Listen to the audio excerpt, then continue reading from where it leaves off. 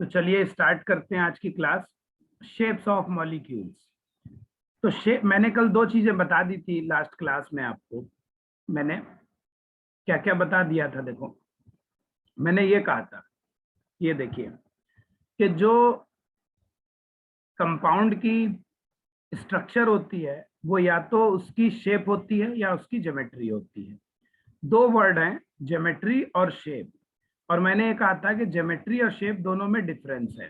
दोनों में डिफरेंस क्या होता है ज्योमेट्री और शेप में? ज्योमेट्री में हम लोन पेयर बॉन्ड पेयर दोनों को इंक्लूड करते हैं, जबकि शेप में हम लोग जो है वो सिर्फ बॉन्ड पेयर को इंक्लूड करते हैं। ठीक है, शेप वो होती है जो एक्चुअली हमें दिखाई देती है।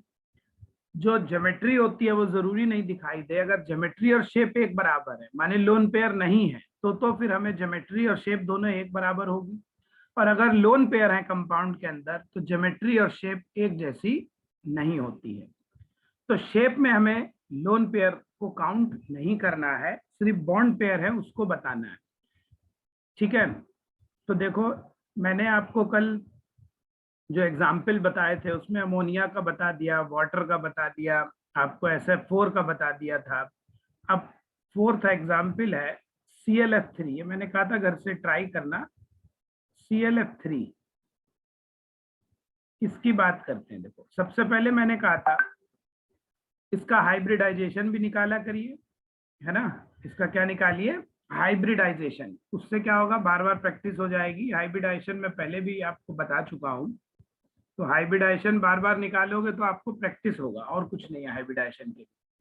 हाइब्रिडाइजेशन का फार्मूला लास्ट क्लास पढ़ा चुका हूँ, इसका वीडियो भी अपलोड कर दिया है। जिनका छूट गया है वो उससे एक बार देख ले। इसमें क्या सेंट्रल एटम क्लोरीन है, इसके वैलेंस शेल के इलेक्ट्रॉन रखो 7, कितने फ्लोरीन ऐड हैं? 3 हैं, उसको बाई 2 तो 5 आ गया। H की वैल्यू जब 5 होती है तो मैंने कहा था हाइब्रिडाइजेशन फिर sp3d होगा। H की वैल्यू 2 आएगी तो sp3 आएगा, तो sp2 4 आएगा, sp3 5 आएगा, sp3d 6 आएगा तो sp3d2 7 आएगा तो sp3d3 और 8 आएगा तो sp3d4 9 आ जाए तो sp3d5 और हाइब्रिडाइजेशन sp3d हो गया इसका। अब देखो इस कंपाउंड में अगर हम ज्योमेट्री की बात करें तो sp3d जो है वो ट्राइगोनल बाईपिरामिडल ज्योमेट्री के लिए होती है। Trigonal bipyramidal. मैंने एक बात कही थी, हाइब्रिडाइजेशन से ज्योमेट्री नहीं है, ज्योमेट्री को एक्सप्लेन करने के लिए हाइब्रिडाइजेशन है। आप ये नहीं कहेंगे कि मीथेन में sp3 हाइब्रिडाइजेशन है इसलिए टेट्राहेड्रल है, बल्कि आप ये कहेंगे कि मीथेन के टेट्राहेड्रल स्ट्रक्चर को एक्सप्लेन करने के लिए हमको sp3 हाइब्रिडाइजेशन का यूज करना है। वो ट्रिक है। हाइब्रिडाइजेशन से स्ट्रक्चर नहीं होती है, स्ट्रक्चर को एक्सप्लेन करने के लिए हाइब्रिडाइजेशन है, ये ध्यान रखिए। ठीक है, TBP को शॉर्टकट हम ऐसे लिखते हैं। ठीक, TBP ज्योमेट्री में ऐसे बनाते हैं हम लोग। देखो ये होती है हमारी TBP। यहाँ पे तो सब 120 के एंगल होते हैं और ऊपर नीचे पिरामिड होते हैं। ये वाले बॉन्ड्स को मैंने कहा था एक्सियल बॉन्ड कहते हैं, और ये वाले बॉन्ड हमारे यहाँ पे क्या कहलाते हैं? इक्वेटोरियल बॉन्ड कहलाते हैं।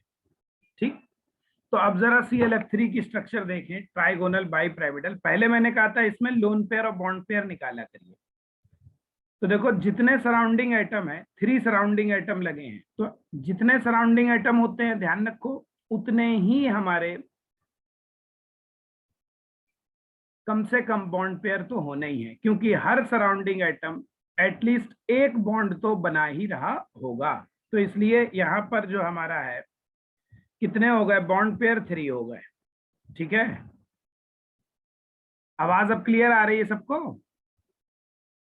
तो बॉन्ड पेयर 3 है और जो लोन पेयर है वो कितने होंगे? 5 में से आप 3 को माइनस कर दीजिए तो लोन पेयर हमारे हो जाएंगे 2। तो 5 बॉन्ड पेयर है, 5 टोटल पेयर होने चाहिए इलेक्ट्रॉन के। जितना ये आता है इतना टोटल पेयर इलेक्ट्रॉन है मान के चलो। कौन कौन से? बॉन्ड पेयर और लोन पेयर। बॉन्ड पेयर उतने जितने सराउंडिंग एटम है, लोन पेयर के लिए 5 में से 3 को माइनस कर दो। अब हम इसकी पहले तो बनाएंगे प्रोबेबल स्ट्रक्चर्स कितनी होंगी, कितने तरीके से हम इसको लिख सकते हैं। ट्राइगोनल बाईपिरामिडल है, ये बात तो ठीक हो गया, लेकिन इस ट्राइगोनल बाइपिरामिडल को भी हम कई तरीके से लिख सकते हैं। कैसे लिख सकते हैं, ध्यान से देखो। मैंने कहा था कई तरीके से लिखने के लिए क्या करना है कि आपको लोन पेयर्स को देखना होता है, जो चीज कम होती है उसे देखो। बेसिकली यहाँ पे बॉन्ड पेयर 3 है, लोन पेयर 2 है, तो कम कौन है, लोन पेयर, उसे दिखाओ। तो हमारे पास कितनी प्रोबेबिलिटी है, 2, कि लोन पेयर को हम कहाँ दिखाएं, या तो दोनों एक्सियल दिखा दो, या दोनों लोन पेयर इक्वेटोरियल दिखा दो, या एक एक्सियल और एक इक्वेटोरियल दिखा दो, या एक एक्सियल और एक इक्वेटोरियल दिखा दीजिए। ऐसे हम दिखा सकते हैं, ठीक है, या तो एक एक्सियल और एक इक्वेटोरियल होगा, ठीक। तो ऐसे केस में हमारे पास बहुत सारी स्ट्रक्चर्स बनने की प्रोबेबिलिटी होती है, तो हम वो स्ट्रक्चर निकालेंगे कैसे। वैसे तो सारी स्ट्रक्चर बनाएं फिर सोचें, वो आपके लिए लंबा प्रोसीजर होगा। तो उसके लिए कुछ शॉर्टकट ट्रिक्स हैं। देखो, इसके लिए हम लोग यूज करते हैं बेंट रूल और शेप्स ऑफ मॉलिक्यूल्स। दो चीजों का यूज करते हैं, बेंट रूल का और शेप्स ऑफ मॉलिक्यूल्स, दो चीजों का हम यूज करते हैं यहाँ पे, ठीक। तो वैसे तो देखो इसकी स्ट्रक्चर मैं बता देता हूं, फिर अब हमको बेंट और शेप के लिए बेंट रूल और वेस्पर थ्योरी का आइडिया लेना पड़ेगा। तो जैसे सीएल यहाँ, जब दो लोन जो टीबीपी स्ट्रक्चर है, इन टीबीपी स्ट्रक्चर जो ज्योमेट्री है, जो लोन पेयर होते हैं वो अकुपाई रहना चाहते हैं कहाँ, occupy equatorial position, equatorial position. जो लोन पेयर है यहाँ पे वो कहाँ रहना चाहते हैं, इक्वेटोरियल पोजीशन पर रहना चाहते हैं। बेंट रूल है, तो इसलिए लोन पेयर आप इक्वेटोरियल पे दिखा दो और फ्लोरीन जो है वो यहाँ पे दिखा दो। ये तो होगा इसकी ज्योमेट्री। जब हम शेप बनाएंगे तो शेप में ये चीज हमें क्या दिखाई देगी, हम लोन पेयर को काउंट नहीं करेंगे, तो फिर सिर्फ हमें कैसा, ये ऐसा दिखाई देगा। लोन पेयर को मत देखो, उसको ऐसे ही बने रहने दो। तो इसको जरा घुमा के देखो तो ऐसे नहीं लग रहा है, ऐसे टी जैसा लग रहा है ना। थोड़ा सा घुमा दिया है, वैसे ऐसा दिख रहा है ना, उसको रोटेट करके देख लो तो टी जैसा दिख रहा है। तो इसलिए इस स्ट्रक्चर को हम क्या कहते हैं, टी शेप। इसका मतलब जैसे कोई पूछे ज्योमेट्री ऑफ, कोई आपसे कहे ज्योमेट्री ऑफ ClF3 बताओ, तो वो आपका हो जाएगा ट्राइगोनल बाइपिरामिडल। फिर आपसे कोई पूछे इसकी शेप बताओ, शेप ऑफ ClF3, तो इसकी ClF3 की शेप निकालोगे तो वो क्या आ गई, टी शेप, ठीक है। ऐसे करना है। अब यानी आगे एग्जाम्पल बढ़ने से पहले हमको क्या पता होना चाहिए, ये बेंट रूल और वेस्पर थ्योरी की बात करनी पड़ेगी, तब हमें बाकी शेप्स समझ में आएंगी। बिना उसके हम शेप्स के लिए फिर रटना पड़ेगा बहुत सारा, तो रटने से नहीं काम चलेगा, रटोगे कितना याद रखोगे। तो इसलिए अब हमें बेंट रूल और वेस्पर थ्योरी का आइडिया लेना है, तब हमें शेप बनेगी। तो क्या कह रहा हूं, टू एक्सप्लेन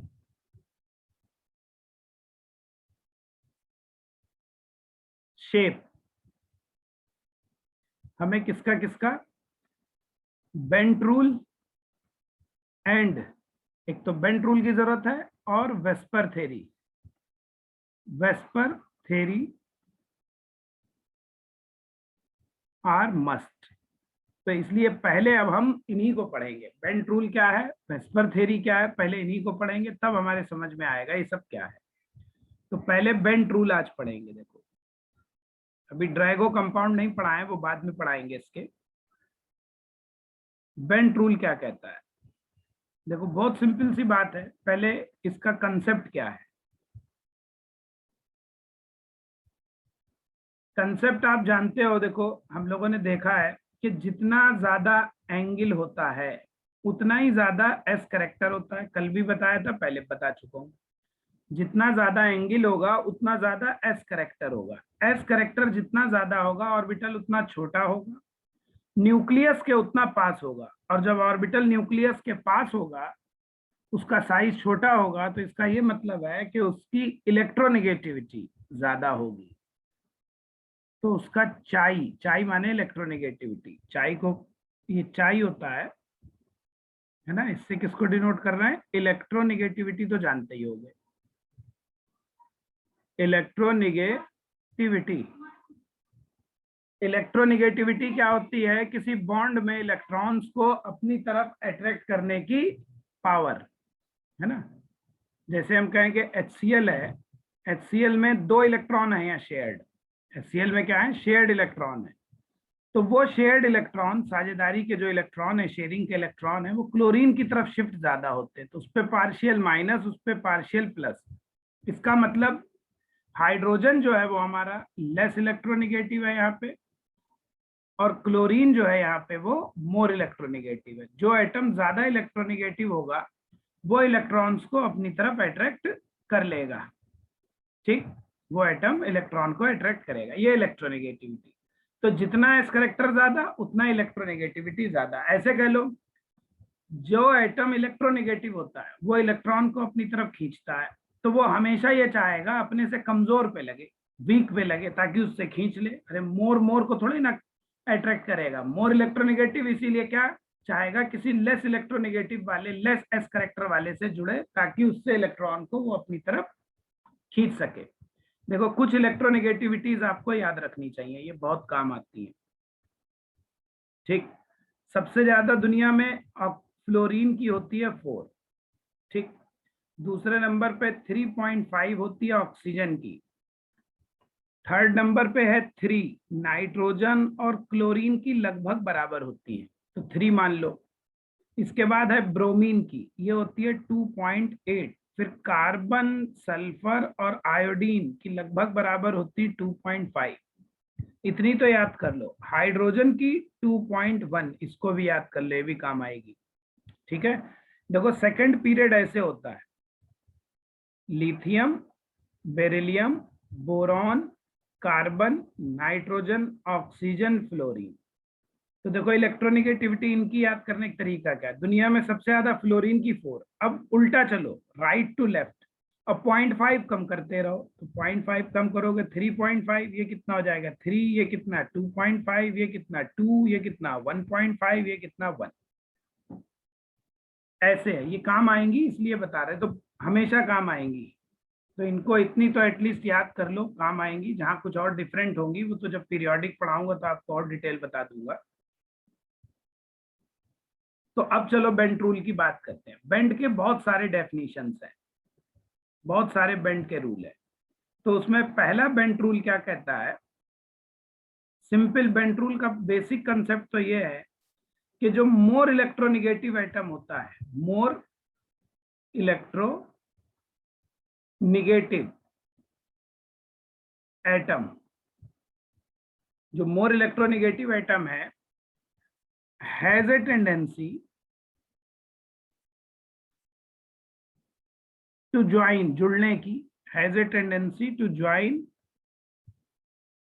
उस एटम से, उस ऑर्बिटल से जुड़ने की उसकी टेंडेंसी है जो कम इलेक्ट्रोनिगेटिव या कम एस करेक्टर का हो।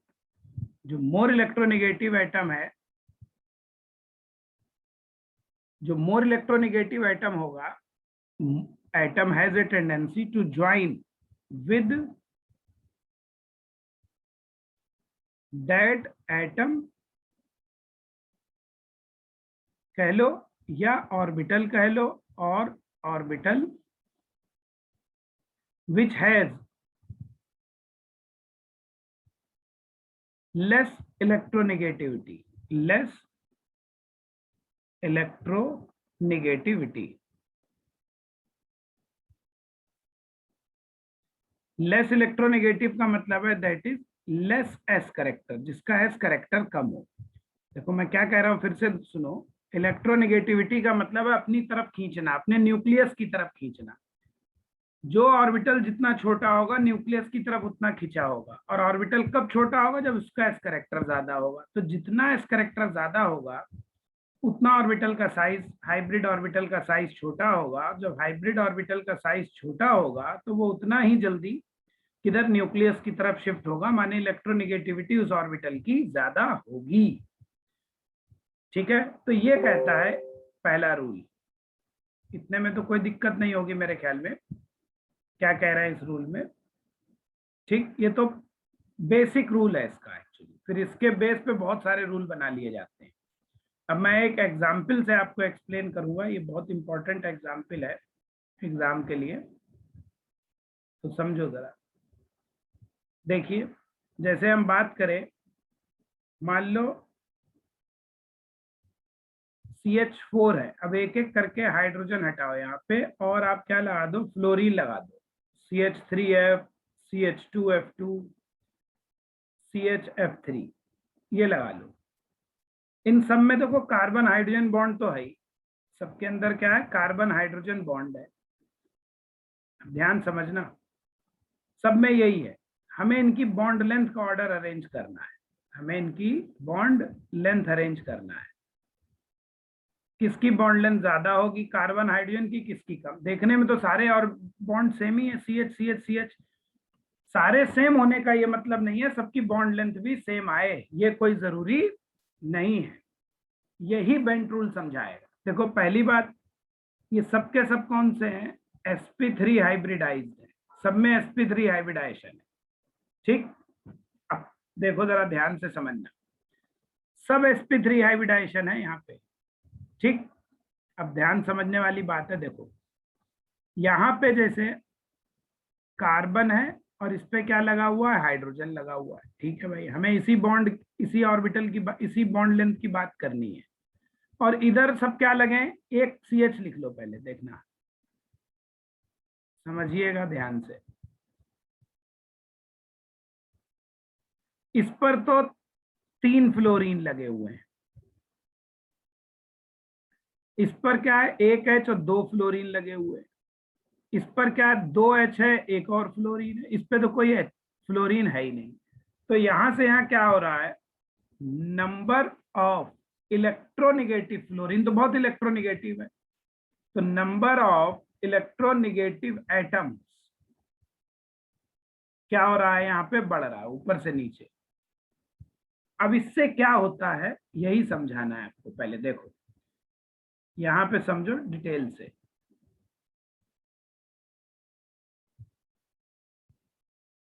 ये है जैसे देखो, अब कार्बन पे sp3 हाइब्रिडाइजेशन है ना, तो एक हाइब्रिड ऑर्बिटल इधर भी होगा, इधर भी होगा हाइब्रिड ऑर्बिटल। यहाँ पर, यहाँ भी हाइब्रिड ऑर्बिटल है, यहाँ पर भी हाइब्रिड ऑर्बिटल है। इतनी तो कोई ऐसी इशू है नहीं। ठीक, ये कौन से हमारे sp3 हाइब्रिड ऑर्बिटल, ये भी हमारा कौन से हैं, sp3 हाइब्रिड ऑर्बिटल है। ठीक, ये सब sp3 हाइब्रिड ऑर्बिटल हम शो कर रहे हैं। अब जरा देखो फ्लोरीन क्या है, बेंट रूल कह रहा है कि फ्लोरीन एक कैसा एटम है, मोर इलेक्ट्रोनिगेटिव एटम है। ध्यान से समझना। अब बेंट रूल क्या कह रहा है, मोर इलेक्ट्रोनिगेटिव एटम जिस ऑर्बिटल से लगा है, जिस चीज से लगा है, यहां हम ऑर्बिटल की बात कर रहे हैं, उस ऑर्बिटल का एस करेक्टर कम होना चाहिए, उसका इलेक्ट्रोनिगेटिविटी कम होना चाहिए। तो ये मोर इलेक्ट्रोनिगेटिव एटम है, तो इसलिए इसका एस करेक्टर लेस होगा, less S character of hybrid orbital. कहने का मतलब इसका क्या हो जाएगा, एस करेक्टर लो हो जाएगा। ध्यान से समझो, जो मोर इलेक्ट्रोनिगेटिव एटम है वो उस ऑर्बिटल से जुड़ता है जिसका एस करेक्टर कम हो। तो इसका मतलब जहां फ्लोरीन लगा है उस वाले का एस करेक्टर क्या हो जाएगा, कम हो जाएगा। ठीक है, फ्लोरीन, हेलोजन, मोर इलेक्ट्रोनिगेटिव एटम उस ऑर्बिटल से लगते हैं जिसका एस करेक्टर कम है। यानी ऐसे कह दो कि फ्लोरीन जिस पे लगा है उस ऑर्बिटल का एस करेक्टर कम होगा। देखो sp3 का मतलब मैंने कहा था आपको उस समय, sp3 का मतलब इन जनरल जब वो ऑर्बिटल पैदा होना चाहिए तो उसमें 25% एस करेक्टर होना चाहिए। भाई 4 ऑर्बिटल है, sp3 में टोटल ऑर्बिटल कितने, 4। एस कितना, एक है, पी कितने, 3। तो इसका मतलब एस कितना हुआ, 25, पी कितना हुआ, 75%। तो 25% करेक्टर होना चाहिए था। लेकिन जब फ्लोरीन एक मोर इलेक्ट्रोनिगेटिव एटम आ जाएगा इधर, तो इस ऑर्बिटल का एस करेक्टर लो आएगा, यानी लोअर देन 25%। और यहाँ तो हाइड्रोजन ही है, तो इसका एस करेक्टर क्या होगा, 25%। जहां हेलोजन आएगा वो उस करेक्टर को कम कर देगा। ध्यान से सुनो, देखो टोटल एस करेक्टर कितना रहना है, 100% ही होता है। हमने उस दिन वाटर का समझाया था एग्जाम्पल, थोड़ा सा टफ है ये पिछले वाला, वाटर को जिसको ध्यान होगा उसको ज्यादा समझ में आएगा। तो टोटल एस करेक्टर हमारा कितना रहना है? 100%। भाई अगर कोई चीज 100% कब रह सकती है? अगर किसी को कम किया है तो किसी को बढ़ा दो, तभी तो नेट उतना ही रहेगा। किसी को अगर कोई चीज कहीं कम की गई है तो दूसरी जगह उस चीज को बढ़ा दो, तो नेट टोटल ऐड करोगे 100 फिर भी रहेगा, है ना। भाई मान लो कोई चीज ऐसे है 25 25 25 25, 4 बार 25 100 है। अब मान लो एक 25 कम होके आपने कुछ कम कर दिया, मान लो 20 कर दिया, तो जो 5 कम किया वो 5 बाकी 3 में बढ़ा दो, ये तो मतलब हुआ। तो जब इधर एस करेक्टर कम होगा तो इसलिए इधर एस करेक्टर क्या होगा इस ऑर्बिटल का? मोर एस करेक्टर हो जाएगा। इतना समझ गए? तो इसका मोर एस करेक्टर यानी मोर देन 25 आना चाहिए। और यहां तो दोनों तरफ सेम ही रहेगा। यहाँ पे कितना है? इसका भी एस करेक्टर 25।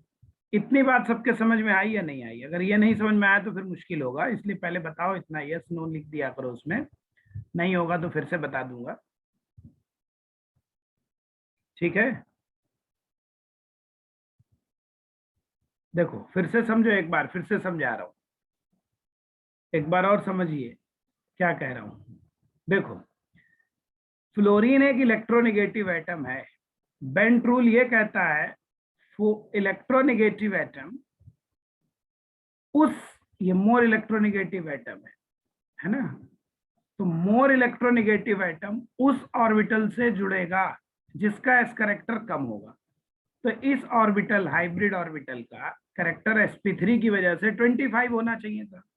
और बेंट रूल क्या कह रहा है कि ये 25 नहीं बल्कि उसको कुछ कम कर देगा, यानी इसका एस करेक्टर कुछ क्या हो जाएगा? कम हो जाएगा, डिक्रीज। जब एक तरफ एस करेक्टर कम होगा तो बाकी तरफ क्या होगा? जो हाइब्रिड ऑर्बिटल है, जैसे मैंने एक ही शो किया है, 3 बचे होंगे, एक ही दिखाया है, इन 3 का एस करेक्टर क्या हो जाएगा? बढ़ जाएगा।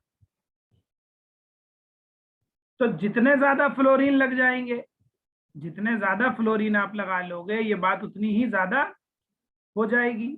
इसका क्या मतलब हुआ उतनी ज्यादा हो जाएगी? तो देखो ध्यान से क्या कह रहा हूं, अब समझना, एक एक करके बता रहा हूं। देखो हमारे पास क्या था, यहीं पे देख सकते हो ऊपर वाले में, ऊपर जो बनाया है, देखो नंबर ऑफ इलेक्ट्रोनेगेटिव एटम बढ़ रहे हैं। यहां पर 3 फ्लोरीन है, देखो 3 फ्लोरीन है लगे हुए इस केस में, 1 2 3। तो जब 3 फ्लोरीन लगे हैं तो ये इधर वाले जो हाइब्रिड ऑर्बिटल होंगे 3, उनके एस करेक्टर को बहुत ज्यादा कम कर देंगे। जब 3 का बहुत कम हो जाएगा तो इधर एस करेक्टर क्या होगा? बहुत ज्यादा होगा। तो यहाँ पे हाईएस्ट एस करेक्टर आएगा। इसका मतलब देखो, ऐसे कह लो अब शॉर्टकट में, जिधर फ्लोरीन लगा है उसके दूसरी तरफ वाले जो बचे हाइब्रिड ऑर्बिटल है उनका एस करेक्टर बढ़ जाता है, ऐसे कह लो। जिसपे फ्लोरीन लगा उसका कम हो जाएगा उस ऑर्बिटल का, और बाकी बचे ऑर्बिटल का एस करेक्टर बढ़ेगा, और जितने ज्यादा लगेंगे उतना ज्यादा बढ़ेगा। तो ऊपर से नीचे नंबर ऑफ इलेक्ट्रोनेगेटिव एटम क्या हो रहा है? बढ़ रहा है। इसलिए जो परसेंटेज एस करेक्टर है कौन से बॉन्ड का? सी एच बॉन्ड वालों का, सी एच बॉन्ड, वो इधर से इधर क्या होगा? बढ़ेगा। और जब एस करेक्टर बढ़ता है तो मैंने कहा था ऑर्बिटल का साइज छोटा होने लगता है, और ऑर्बिटल छोटा होने लगेगा, न्यूक्लियस के पास आने लगेगा, और जितना छोटा न्यूक्लियस के पास कोई चीज जाएगी इसका मतलब उसका साइज उतना कम हो जाएगा। इसलिए जो कार्बन हाइड्रोजन बॉन्ड लेंथ है, बॉन्ड लेंथ, वो सीधे सीधे क्या होगी? कम होने लगेगी, डिक्रीजेस। तो यही हमें अरेंज करना था। तो इसका मतलब रिजल्ट हमारा क्या आया यहाँ से यहाँ, कि बॉन्ड लेंथ ऊपर से नीचे डिक्रीजेस। तो मीथेन में सी एच बॉन्ड लेंथ सबसे ज्यादा आएगी और CHF3 में सी एच बॉन्ड लेंथ सबसे कम आएगी। इसको शॉर्टकट ऐसे कह लो, इतना सब ना याद रहे तो सीधे सीधे कहो, जो मोर इलेक्ट्रोनिगेटिव एटम होगा वो पड़ोस वाली बॉन्ड लेंथ को कम कर देता है, जितने ज्यादा होंगे उतनी कम कर देगा। ऐसे याद रखोगे तो और आपको याद हो जाएगा आसानी से। देखो अभी एग्जाम्पल और दिखाता हूं। तो हम रिजल्ट ऐसे लिख दे रहे हैं इसको, कि जो मोर इलेक्ट्रोनेगेटिव एटम्स हैं, मोर इलेक्ट्रोनेगेटिव वर्ड बहुत बड़ा है इसलिए मैं इसको चाई से लिख देता हूँ, ठीक है, बार बार आएगा तो मोर इलेक्ट्रोनिगेटिव एटम क्या करते हैं, एटम या atoms decreases the neighbouring distance,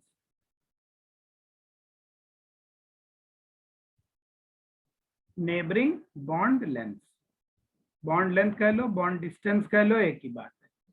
ये रिजल्ट है काम का, ठीक है। जो भी डाउट होंगे जिसको, वो बाद में भी पूछ सकते हो, ठीक है। अभी 5 मिनट में बाद में देता हूँ क्लास के हमेशा, तो वहां पे फिर से एक्सप्लेन कर देता हूँ चीजें। तो क्या कह रहा हूं, मोर इलेक्ट्रोनिगेटिव एटम पड़ोस वाली बॉन्ड लेंथ को क्या कर देते हैं, डिक्रीज कर देते हैं। ये रिजल्ट निकल के आ रहा है, इसको ध्यान रखो। तो इसीलिए अब इसका देखो एक दूसरा एग्जाम्पल से बात करते हैं तो आपको और क्लियर हो जाएगा। एग्जाम्पल 2 देखो, आपसे कह रहे हैं दो कंपाउंड है, एक है P2H4 और एक है P2F4, ठीक। देखना जरा, इसको हम ऐसे लिख दे रहे हैं, समझो ऐसे है। ये स्ट्रक्चर है इनकी।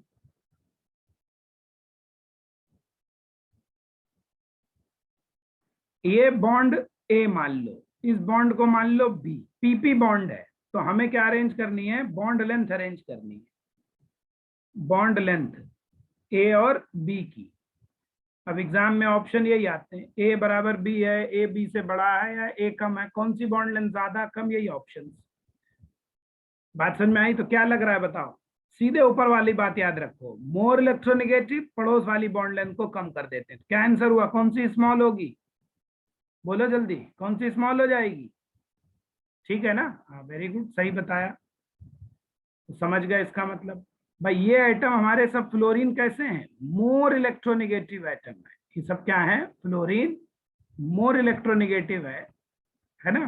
तो इसलिए पड़ोस वाली बॉन्ड लेंथ को क्या कर देगा, कम कर देगा। तो इसलिए बी वाली बॉन्ड लेंथ कम हो जाएगी, जबकि ए में क्या है, इलेक्ट्रोनिगेटिव एटम है ही नहीं, हाइड्रोजन तो कम इलेक्ट्रोनिगेटिव है, तो वो उतना कम नहीं करेगा। तो ए बॉन्ड लेंथ हमारी क्या आएगी, ज्यादा आएगी। अब क्लियर हुआ बेंट रूल? इसमें बॉन्ड लेंथ ही आपको एग्जाम में अरेंज करवाएंगे, ठीक है। बेंट रूल में आपसे बॉन्ड लेंथ अरेंज करवाते हैं। ऐसे देखो ये है,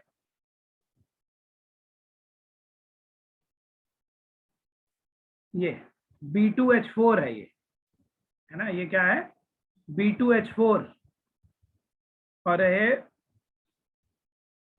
ये अब ये आप खुद करिएगा, इसको बॉन्ड लेंथ x मान लो, इसको y, ये होमवर्क।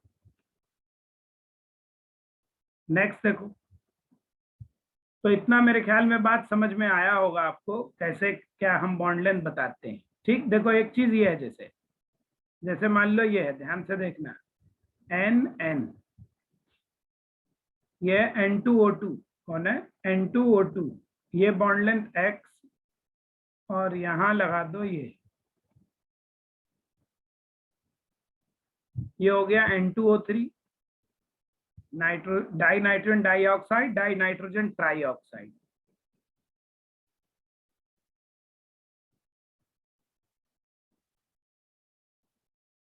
और ये है Z, इसको कह लो डाई नाइट्रोजन टेट्राऑक्साइड। अब हमें XYZ अरेंज करना है, बॉन्ड लेंथ है ये नाइट्रोजन नाइट्रोजन की, सबसे ज्यादा कौन सी आएगी भाई, जिसमें इलेक्ट्रोनिगेटिव एटम ज्यादा है।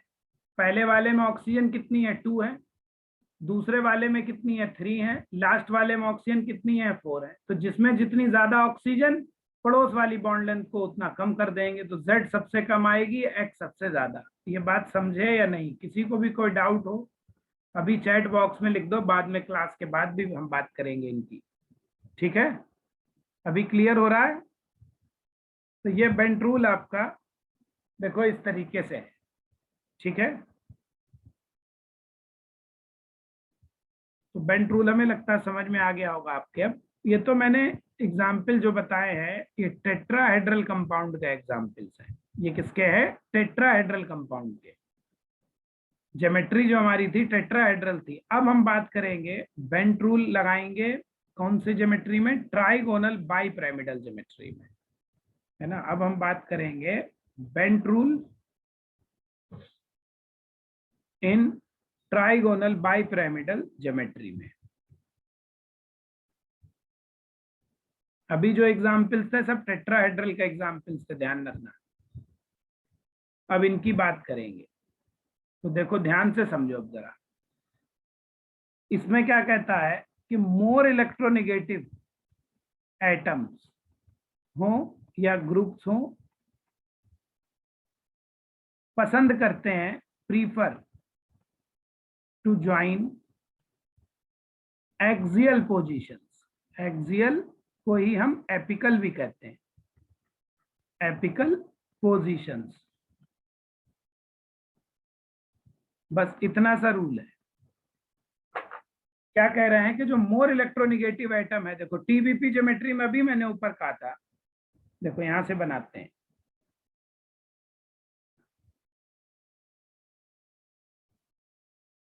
जैसे यहाँ पे कोई चलो एटम लगाए, सेंट्रल एटम है जो भी है, ये हमारी टीबीपी ज्योमेट्री है, ठीक। इसमें ये वाले बॉन्ड को हम एक्सियल कहते हैं या एपिकल भी कहते हैं। वैसे सही नाम यहाँ एक्सियल होगा, लेकिन ठीक है कोई बात नहीं।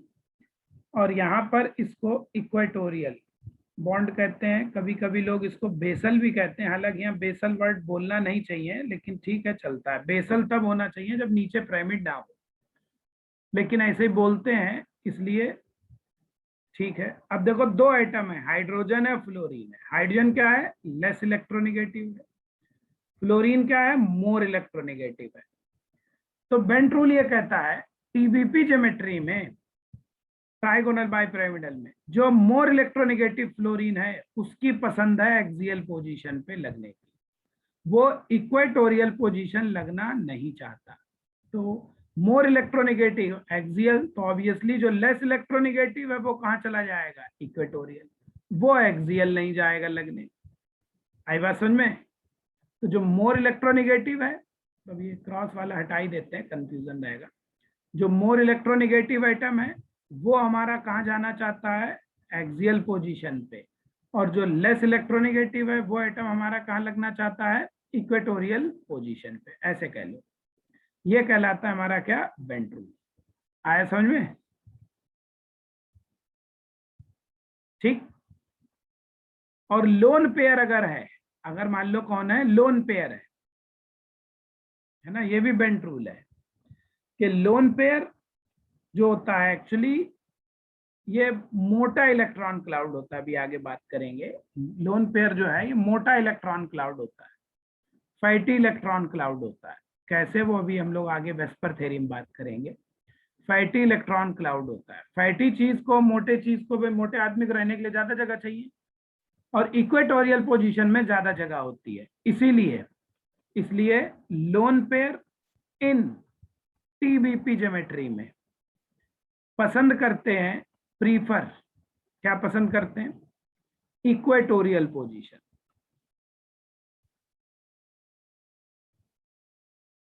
ठीक है, ऐसे हैं ये लॉ। तो अब जरा देखो, स्ट्रक्चर बनाना है हमें, ध्यान से देखो, एग्जाम्पल से समझते हैं। ध्यान से देखो, जैसे हम बात करें PCl3F2 की, जैसे हम बात करें PCl2F3 की, इनकी स्ट्रक्चर बनानी है, ठीक। जैसे हम बात करें SF2Cl2 की, इन सब का H निकाल लो। देखो तो फास्फोरस का कितना वैलेंशियल में, 5 इलेक्ट्रॉन, और 5 ये 3 क्लोरीन 2 फ्लोरीन ऐड कर दो, तो 5 का मतलब इनमें हाइब्रिडाइजेशन, तो sp3d आएगा। और ज्योमेट्री जो होगी 5 पर क्या होती है, ट्राइगोनल बाइपिरामिडल। पहले हमें पता तो चले ये ट्राइगोनल बाइपिरामिडल है भी नहीं है। सेम ऐसे ही देखो, इसकी बात करो, इसमें भी 5, इसमें भी 5/2, ये भी 5 आएगा। इसका मतलब यहाँ पर भी sp3d है, ये इसकी भी ज्योमेट्री ट्राइगोनल बाइपिरामिडल ही एक्सप्लेन्ड होगी। सल्फर के वैलेंशियल में हमारे कितने होते हैं, 6 इलेक्ट्रॉन, और 2 और 2 ये होगा 2 4/2, ये भी कितना, 5। तो ये भी हमारा क्या है, sp3d। तो यहाँ पे ज्योमेट्री जो होगी वो क्या होगी, ट्राइगोनल बाइपिरामिडल। ओके, तो समझो जरा, आप सब ट्राइगोनल बाइपिरामिडल है, हम इनका स्ट्रक्चर बनाएंगे। देखो बीच में तो फास्फोरस दिखा दो पहले।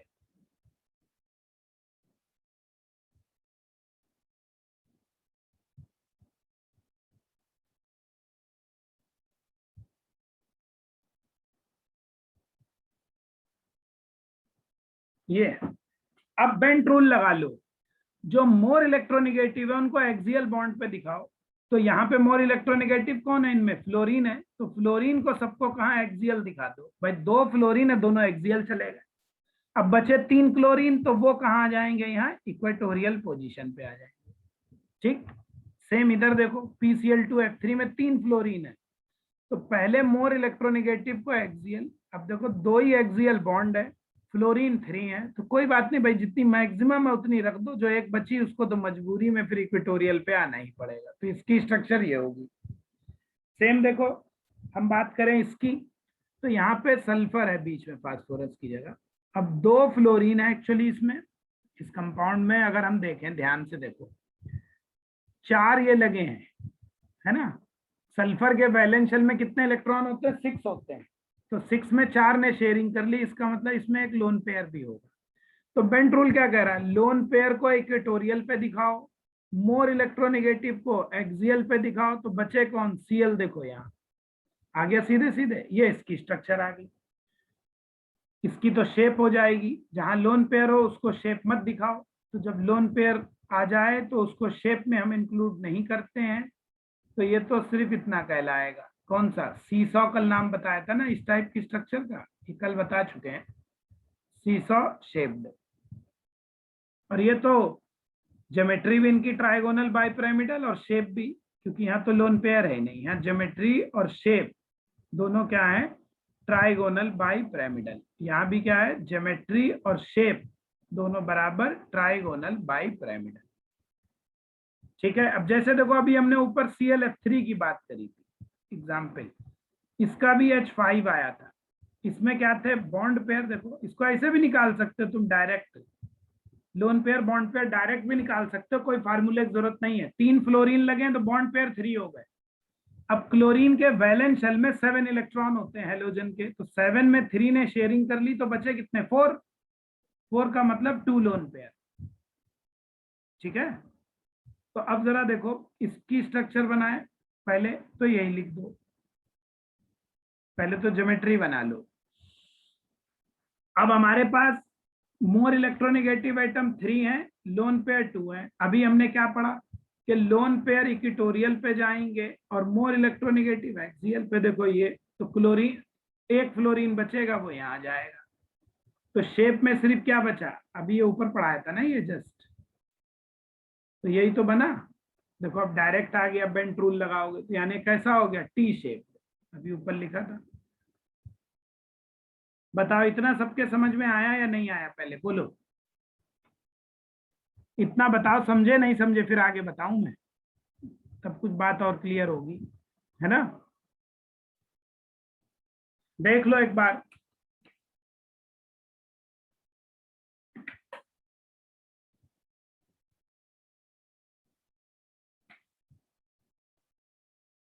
ठीक है।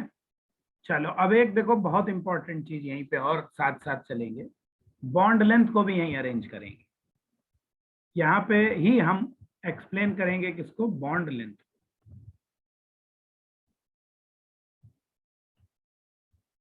तो देखो पहला पॉइंट तो ये होता है कि जो बॉन्ड लेंथ होती है, सबसे पहले वो बेटा जी साइज पे डिपेंड करती है। साइज ऑफ एटम, जितना एटम बड़ा होगा उतना ही उसका बॉन्ड लेंथ बड़ा होगा। सबसे पहला पॉइंट हमेशा यही लगाइए, हमेशा। उसके बाद फिर यही जो अभी हमने ऊपर पढ़ाया कि जितना एस कैरेक्टर बढ़ता है, जितना एस कैरेक्टर बढ़ेगा, तो जब एस कैरेक्टर बढ़ेगा न्यूक्लियस की तरफ ऑर्बिटल चला जाएगा, साइज छोटा हो जाएगा, बॉन्ड लेंथ कम हो जाएगी। तो यानी इन दोनों में रिलेशन क्या आएगा? इनवर्स। ये वाला तब लगाना जब दोनों आइटम सेम हो। ये कब लगाओ? व्हेन बोथ आइटम्स आर, जिनके बीच बॉन्ड लेंथ निकालनी है वो सेम हो। बॉन्ड लेंथ हमारी ये कब? When both atoms are same. जैसे अभी ऊपर हम बात कर रहे थे कि जैसे हमें पीपी बॉन्ड की बात करनी है ना, जैसे सब में CH की, जब एक ही जैसी चीज के सब में पूछा जाए, और ये तब जब एटम डिफरेंट हो, फॉर डिफरेंट एटम्स। ठीक, अब ध्यान से समझना मेरी बात को यहीं पे, वेरी इंपॉर्टेंट। ये जो बता रहे हैं सब बहुत इंपॉर्टेंट है एग्जाम के लिए, जितना आज पढ़ा रहे हो कल पढ़ाया था और अभी और पढ़ाएंगे आगे, सब बहुत इंपॉर्टेंट है एग्जाम्स के लिए। तो क्या इंपॉर्टेंट है देखो, अभी हम टीबीपी की ही बात कर रहे हैं। फॉर टीबीपी हमने उस दिन बताया था, कल बताया था या शायद परसों, क्या बताया था देखो, जनरली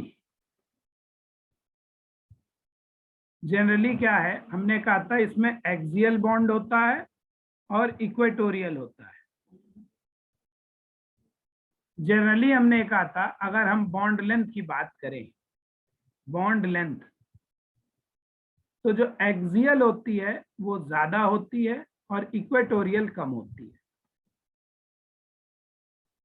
ठीक, ये हमने बात करी थी। एग्जाम्पल हमने PCl5 का पढ़ाया था आपको, है ना। फॉर एग्जाम्पल जैसे हमने PCl5 को पढ़ाया था, बॉन्ड लेंथ की वैल्यू भी लिखी थी मैंने। तो देखो यहाँ पे ये भी फास्फोरस क्लोरीन बॉन्ड है, ये भी फास्फोरस क्लोरीन बॉन्ड है, लेकिन हमने कहा था ये वाला बॉन्ड जो होता है एक्सियल, वो शॉर्टर होता है, छोटा होता है, सॉरी एक्सियल वाला क्या होता है, बड़ा होता है। एक्सियल बॉन्ड अभी ऊपर क्या कह रहे हैं, बड़ा है। और जो इक्वेटोरियल है वो हमारा क्या होता है, शॉर्टर होता है। हमने बॉन्ड लेंथ भी लिखी थी इनकी 214 पिकोमीटर, 202 पिकोमीटर, है ना। ये बात लेकिन तब लगाना जब एटम सेम हो, व्हेन एटम्स दोनों तरफ क्या हो, आर सेम। भाई वहां भी फास्फोरस क्लोरीन है, वहां भी क्लोरीन है, तो यहां पे तो बात चल जाएगी, है ना। लेकिन अगर एटम डिफरेंट है, but for different atom, for different, अगर हमारे साइड एटम है,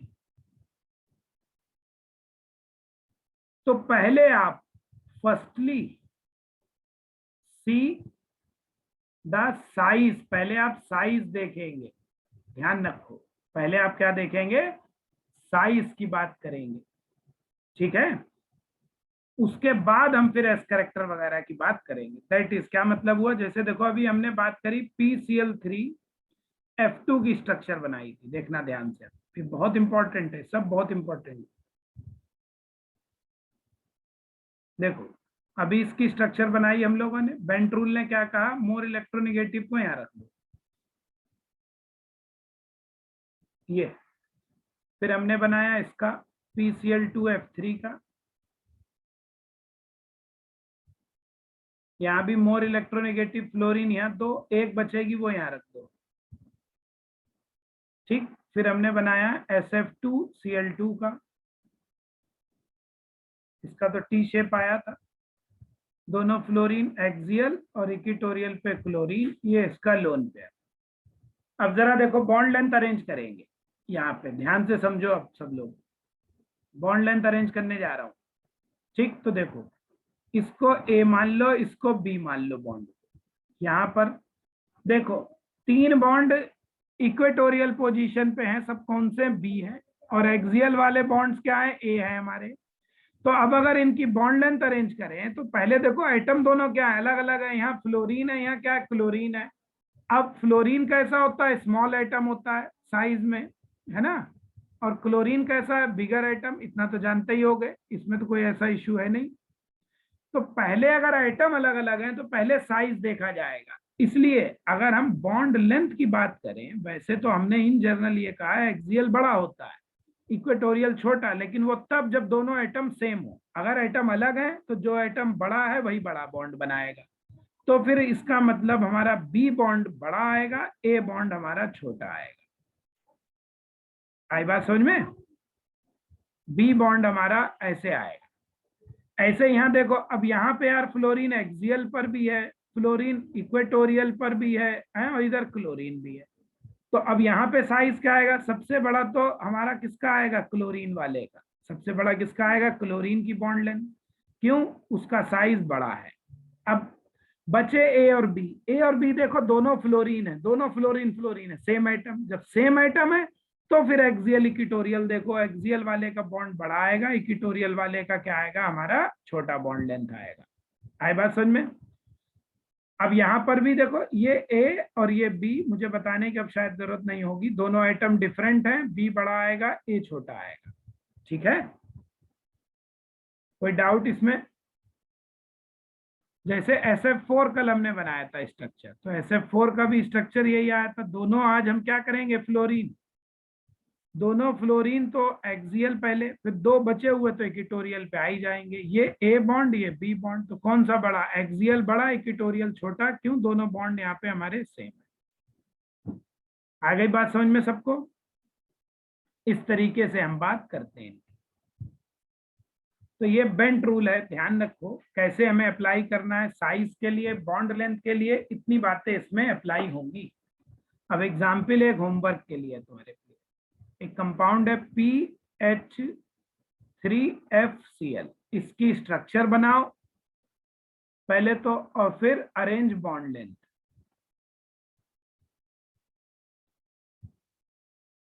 और इनकी बॉन्ड लेंथ अरेंज करना है, बल्कि इसको 2 कर दो और बढ़िया हो जाएगा क्वेश्चन। 2 इसको आप घर से करिएगा। PH2F2Cl, ये होमवर्क आपके लिए, अरेंज करना है इसको। तो ये बेंट रूल हो गया किसमें, ट्राइगोनल बाइपिरामिडल ज्योमेट्री में। इतने में कोई डाउट किसी के नहीं समझ में आया अभी तक तो बताओ। तो समझ में आ रहा है भाई, चैट बैट में लिख दिया करो, पता चलता रहे, है ना। चलिए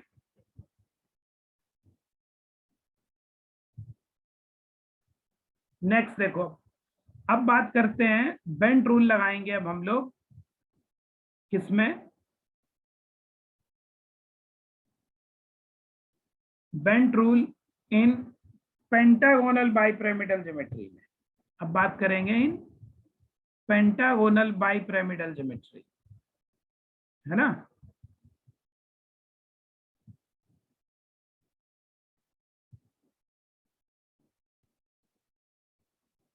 देखो ये कैसे, ये उसका उल्टा होता है TBP का। ये क्या है, याद रखो, अपोजिट ऑफ TBP। क्या मतलब है, पेंटागोनल बाइपिरामिडल ज्योमेट्री है ना, ये होती है। ये पेंटागन है, यहाँ एंगल 72 का है, और ऊपर और नीचे आपके एक्सियल बॉन्ड, ये एंगल 90 के।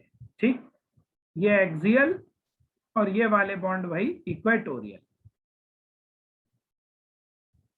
ठीक है, एक्सियल और इक्वेटोरियल। तो देखो जरा क्या कह रहे हैं एक्सियल इक्वेटोरियल में, यहाँ पे जस्ट उल्टा है। यहाँ पे क्या होता है, जो मोर इलेक्ट्रोनिगेटिव एटम है यहाँ पर, उसका अपोजिट रूल है। जो ऊपर पढ़ाया, यहाँ पर रूल जो है जस्ट उसका ऑपोजिट है। क्या है, हेयर जो मोर इलेक्ट्रोनिगेटिव एटम है, more electronegative atom prefer to join, वहां एक्सियल जा रहा था, यहाँ इक्वेटोरियल जाए, ज्वाइन इक्वेटोरियल पोजीशंस, ये है। तो यहाँ पे जैसे फ्लोरीन लाओगे तो वो इक्वेटोरियल जाएगा, और हाइड्रोजन लाओगे तो वो एक्सियल जाएगा। जस्ट उसका अपोजिट है ये रूल TBP का। ठीक, समझ में आ गया होगा। तो अब जैसे इसमें भी वही बात करेंगे, यहाँ पर भी ये बॉन्ड जो होता है उल्टा होता है, यहाँ पे ये भी, वहां पे एक्सियल बड़ा था, यहाँ पर ये शॉर्टर होता है, और इक्वेटोरियल यहाँ पे क्या होते हैं, लॉन्गर होते हैं। ध्यान रखो, जस्ट उसका उल्टा है सब कुछ यहाँ पे। तो अब बस एग्जाम्पल से हम लोग बना सकते हैं। तो जैसे इसका एग्जाम्पल कौन था, IF7 हमने निकाला था पहले भाई। वैलेंस शेल में आयोडीन के 7 इलेक्ट्रॉन, 7 ऐड कर दो, तो 7 पे कौन सा हाइब्रिडाइजेशन होगा, sp3d3। इसलिए sp3d3 के लिए ज्योमेट्री पेंटागोनल बाइपिरामिडल। अब देखो यहाँ तो खैर 7 फ्लोरीन सब एक जैसे लगे,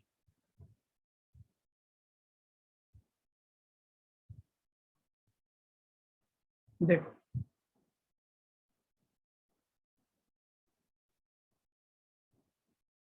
तो यहाँ पे 7 फ्लोरीन सब एक जैसे हैं।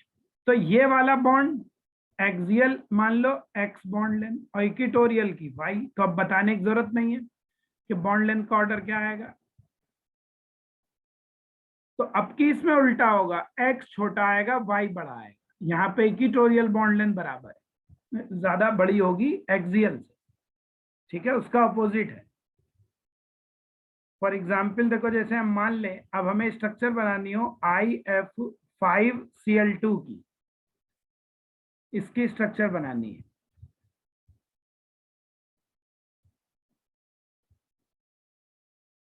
तो पहले बेंट रूल लगाओ। बेंट क्या कह रहा है, मोर इलेक्ट्रोनेगेटिव यहाँ इक्वेटोरियल पे चले जाएंगे, तो सारे फ्लोरीन को इक्वेटोरियल ले आओ क्योंकि वो इलेक्ट्रोनेगेटिव है। क्लोरीन कम इलेक्ट्रोनेगेटिव, उसे यहाँ ले आओ। अब यहाँ पे साइज अरेंज करो, ये ए और बी, बताओ कौन सी बॉन्ड लेंथ ज्यादा होगी। दोनों आइटम अलग हैं, जब दोनों आइटम अलग होंगे तो हमेशा हम पहले साइज की बात करेंगे, बाकी चीजों की बात नहीं करेंगे। तो इसलिए ए लॉन्गर आएगा, बी हमारा शॉर्टर आएगा। बताओ इतना सबके समझ में आया या नहीं आया, बोलिए। तो ये तुम्हारा हुआ, देखो बेंट रूल स्ट्रक्चर बनाने के काम में आता है। ठीक है, अभी एग्जाम्पल्स और हैं, वो हम कल भी बात करेंगे। तो अब मैं इधर से अनम्यूट करता हूं, आपको जो डाउट्स हो वो पूछ सकते हो, ठीक है।